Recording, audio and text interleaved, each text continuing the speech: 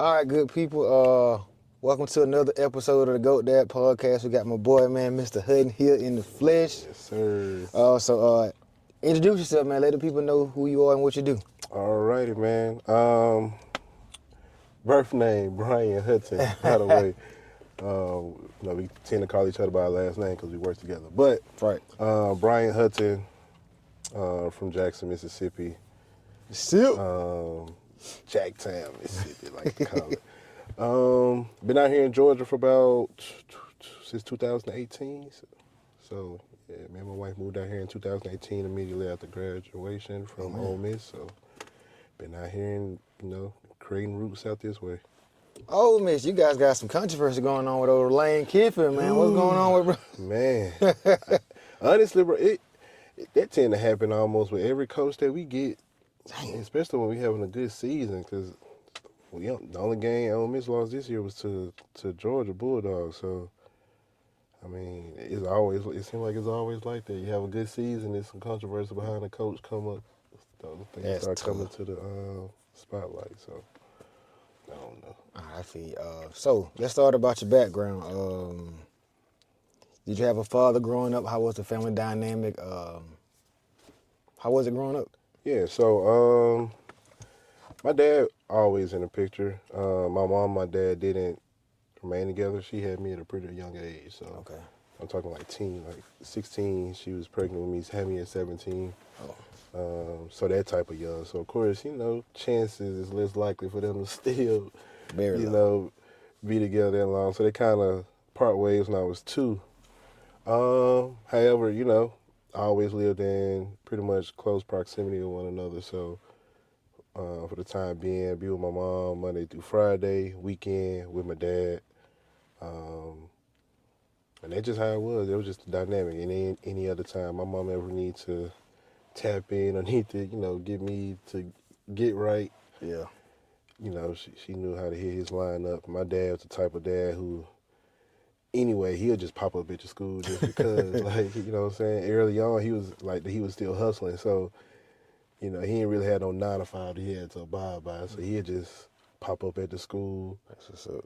You know what I mean? But yeah, like to this day now, I think our relationship is a lot tighter now because I'm into fatherhood now as well. And he's taking on his next chapter of being a grandfather. So, but yeah, that dynamic always been there. I know I can always call him and yeah, he let that be known. He don't play about his kids, and I tend to take that same attitude about my little girl as well. So yeah. All right, so you had a father in your life. It wasn't an at-home father like, what I say, traditional, a standard. It was, because traditional to us is father in and out. Like, what is, dang, that's a good question. Let's see what this young man wants. What you need, man? Come on. On the trunk, please. What you need? Your gear? What's up? What you need? This is in the back of the truck.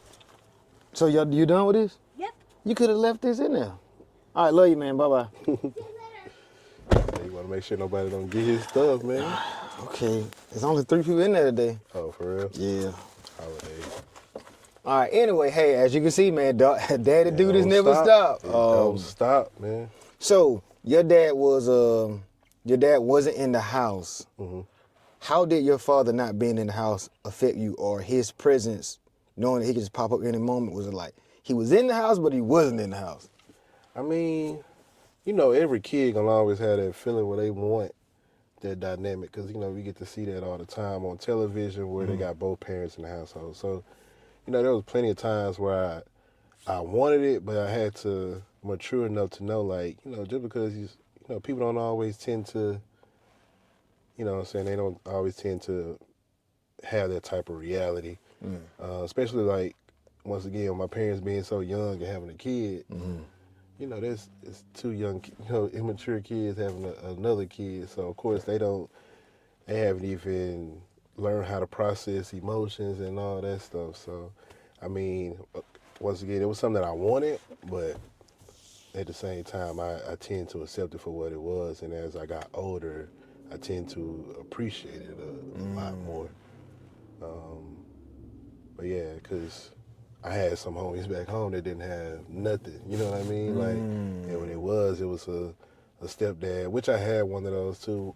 It wasn't bad in comparison to some of my other friends. They stepdad was like, cuss letting me know, like, you ain't mine. You ain't mine. You know what I mean? I feel you. My stepdad, fortunate enough, he was never like that growing up. But yeah, it was, it wasn't bad at all. I tended to appreciate it the older I got. That's what's up. So, your explanation goes into my next question.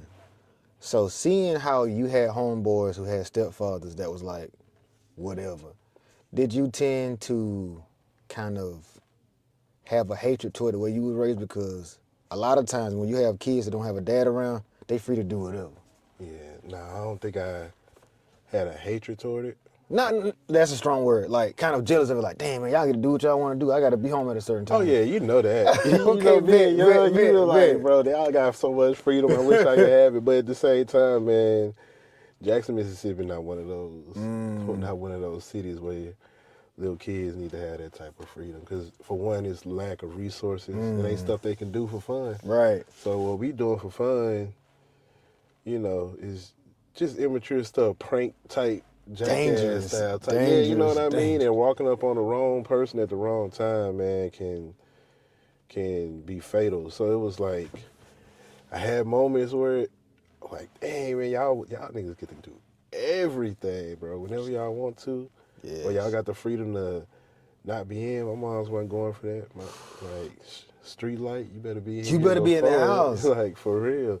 But it was for multiple reasons. It really was for safety, because that nightlife out back home, it was no joke.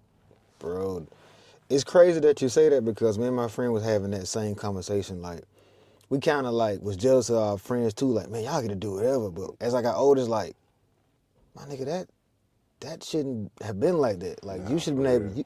There's no way you 13, 11, 12 staying out all night till 11, 12 o'clock. Nah, for sure. That's crazy. And once again, that just being immature, you thinking like, oh, that's sweet, but then you don't even realize, like, if you had a conversation with your homies, how much they tend to admire your situation, right? And wish they had what you had going on. Somebody who was telling them, like, nigga, you need to hurry up and get to this house. You tripping, bro? Like, right? Yeah. You know what I mean? So, bro, that's dope, dang. Cause I didn't have my mom or my dad. I had my great uncle and my great auntie and my grandmother. Yeah. Like, even though they're not my biological parents, but they were my parents. Like, yeah, I get it.